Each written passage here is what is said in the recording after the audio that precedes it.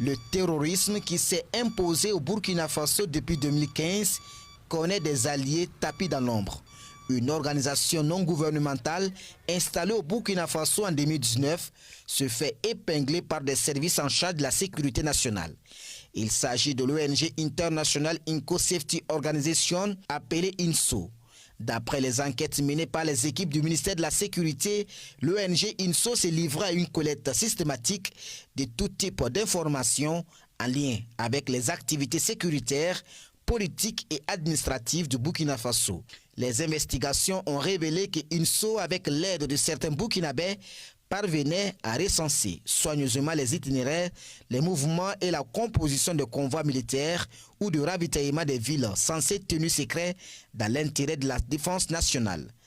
INSO passait son temps aussi à collecter des informations sur les zones d'opération, les positions des unités, ainsi que les interventions des forces de défense et de sécurité et les volontaires pour la défense de la patrie sur le terrain. Elle parvenait même à prendre avec précision les coordonnées GPS des lieux d'accrochage des FDS avec les terroristes et les positions des incidents aux EI. Par la suite, l'ONG dénombrait le nombre de victimes après une attaque ou une opération de sécurisation.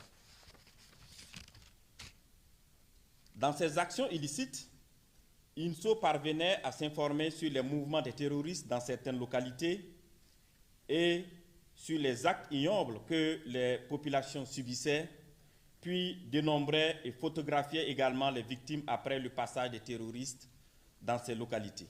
Cette organisation non gouvernementale, dont le siège se trouve à La Haye aux Pays-Bas, dans son élan d'espionnage, récoltait dans les villes des informations comme les accidents de la circulation routière, les décisions ou les problèmes de fonctionnement des délégations spéciales et les activités des services de sécurité.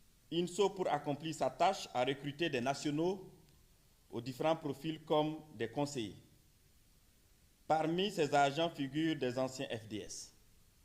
Leur rôle est de centraliser les données par zone et de les analyser en donnant à la fois une interprétation sécuritaire, mais également une interprétation politique.